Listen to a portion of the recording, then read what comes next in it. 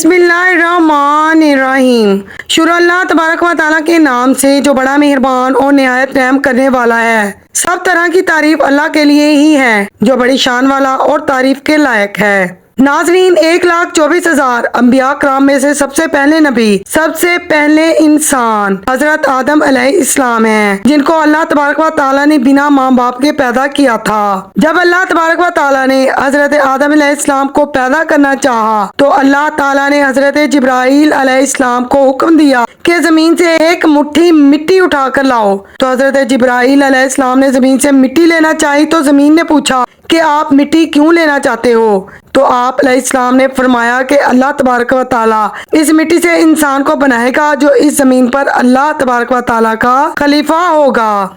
तो जमीन कहने लगी, मैं खुदा की पनाह मांगती हूँ इस बात से कि मुझमें से कुछ कम किया जाए या मेरी कोई चीज खराब की जाए। तो हजरत जिब्राइल अलैहिस्सलाम बिना मिट्टी लिए वापस चले आए और अल्लाह तबारक व तआला से अर्ज किया, या रब्बल आलमीन, जमीन ने तेरी पनाह मांगी तो मैं तेरे नाम की और तेरी इज्जत का अदब रखते हुए वापस आ गया और उसे तेरी पनाह दे दी। फिर अल्लाह तबारक व तआला ने हजरत मिकाईल अलैहिस्सलाम को भेजा तो वो भी इसी तरह वापस लौट आए। फिर अल्लाह तबारक व तआला ने हजरत इजराइल अलैहिस्सलाम को भेजा। जब जमीन ने उनसे पनाह मांगी तो उन्होंने फरमाया, मैं इस बात से अल्लाह की पनाह मांगता हूँ कि उसके हुक्म पर अमल किए बगैर मैं वापस चला जाऊँ।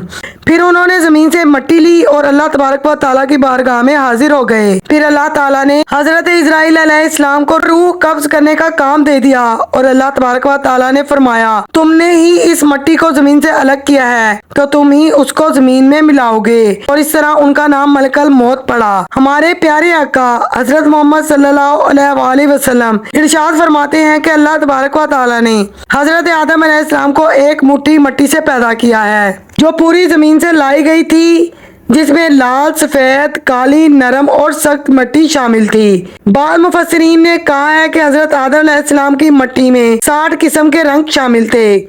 वो तमाम रंग आपकी औलाद में पाए जाते हैं। जब जमीन से मट्टी आई तो मट्टी का गारा बनाया गया, फिर उस पर कई साल बारिश बरसाई गई, फिर उसको हवाओं के जरिए खुश्क किया गया, फिर वो मट्टी बजने वाली मट्टी बन गई।